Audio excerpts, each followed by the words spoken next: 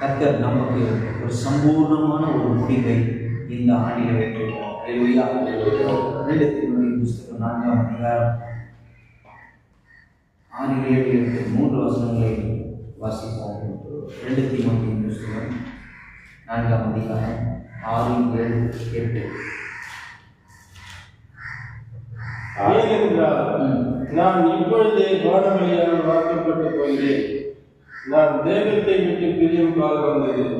நல்ல போராட்டத்தை போராடினேன், ஓட்டத்தை முடித்தேன், விசுவாசத்தை காத்துக் கொண்டேன். இது முதல் நீதியின் கிரீடம் எனக்காக வைக்கப்பட்டிருக்கிறது. நீதியுள்ள நியாயாதிபதியாகிய கர்த்தர் அந்நாளிலே அதை எனக்கு தந்தருளுவார். எனக்கு மாத்திரமல்ல, அவர் பிரசன்னமாவதில் விரும்பும் யாவருக்கும் அதை தந்தருளுவார்.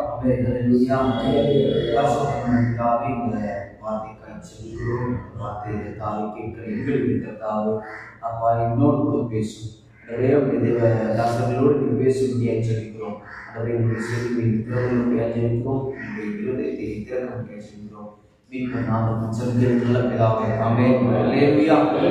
அப்போ இந்த வசனத்தை வாசிக்கும் பொழுது பொதுவாக நம்ம என்ன நினைப்போம்னா, இந்த வசனம் உங்களுக்கு தெரியும் எங்க வாசிக்கப்படுகிற ஒரு வசனம் என்று. ஏனென்றால் நான் இப்பொழுது வானவழியாக வாக்கப்பட்டு போகிறேன். நான் தேகத்தை விட்டு பிரியும் காலம் வந்தது. நல்ல போராட்டத்தை போராடினேன், ஓட்டத்தை முடித்தேன், விசுவாசத்தை காத்துக் கொண்டேன். அல்லேலூயா. இந்த ஆண்டிலே கடைசி மாதம், இந்த மாதத்தில் தேவன் நம்மோடு கூட பேசும். ஏன்னா இந்த ஆண்டின் துவக்கத்தில் ஆண்டவர் அநேக வாக்குத்தத்தங்களால் கர்த்தர் நம்மை நிரப்பியிருப்பார். அநேக வாக்குத்தத்தங்களுக்கு நம்முடைய ஒவ்வொரு வாழ்க்கையிலும் கர்த்தர் செய்திருப்பார், தந்திருப்பார். அதே போல பார்த்தீங்கன்னா அந்த வாக்குத்தத்தங்கள் எல்லாவற்றையும் கர்த்தர் இந்த நாள் வரைக்கும் அவர் நிறைவேற்றி கொண்டே வருகிறார். அல்லேலூயா. அதெல்லாம் நம்ம தான் அதனுடைய சாட்சிகளாக இருக்கிறோம். கர்த்தர் எல்லா வாக்குத்தத்தங்களையும் நமக்கு படிப்படியாக எல்லாவற்றையும் செய்து கடைசி மாதத்தில் கர்த்தர் நம்மை வைத்திருக்கிறார். அப்போ ஆரம்பம் கர்த்தர் சொன்ன வாக்குத்தத்தங்கள், கர்த்தர் கொடுத்த வாக்குத்தத்தங்களை இந்த இறுதி நிறைவிலும் கர்த்தர் செய்யமாய் நடத்தி கொண்டு வருகிறார். அல்லேலூயா.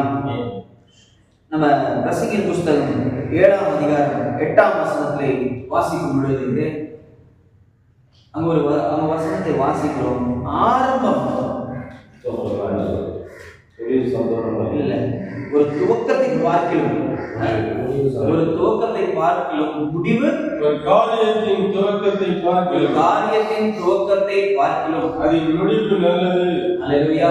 ஒரு காரியத்தின் துவக்கத்தை பார்க்கிலும் அதன் முடிவு நல்லது. ஆமென். அல்லேலூயா.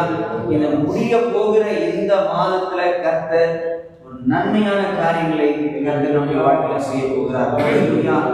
ஒவ்வொரு குடும்பத்திலும், சபைகளிலும், ஊழியர்கள் மத்தியிலும், ஊழியக்கார குடும்பங்கள் மத்தியிலும் கர்த்தர் நன்மையான காரியங்களை முடிசூற்ற போகிறார். ஆமென். அல்லேலூயா.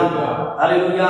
இதற்கு நாம் சாட்சிகளாக இருக்கிறோம். நம்முடைய ஆண்டவருக்கு பார்த்தீங்கன்னா எப்பவுமே இந்த ஆண்டை வெற்றியாக தான் முடியும். அவருடைய பிள்ளைகள் இந்த ஆண்டில நன்மையான காரியங்களை முடிசூற்றி இந்த ஆண்டை ஜெயமாய் முடிக்க கர்த்தர் கிருபை செய்ய போகிறார். அல்லேலூயா. இந்த அதிகாலை நேரத்தில் நம்ம எல்லாம் கூடி வந்து இன்றைக்கு இந்த பரிசுத்த ஓய்வு நாளில் கர்த்தருடைய நம் வார்த்தைகளை கேட்டு வந்திருக்கிறோம். அப்போ ஆண்டவர் மீது நாம் கொண்டிருந்த அந்த ஐக்கியம், இந்த அன்பு அது வேற பெற்றதா இருக்கிறதுனால அவருடைய சொந்த ஜனமாகிய நமக்கு கர்த்தர் கொடுக்கிறார், வெற்றி தருகிறார். அல்லேலூயா. ஒரு நாள் அவர் வந்து தோல்வியா இந்த ஆண்டை முடிக்கணும், கண்ணீரோடு இந்த ஆண்டை முடிக்கணும், வறட்சியோடு இந்த ஆண்டை முடிக்கணும் அப்படின்னு எண்ணுகிற தேவன் அல்ல.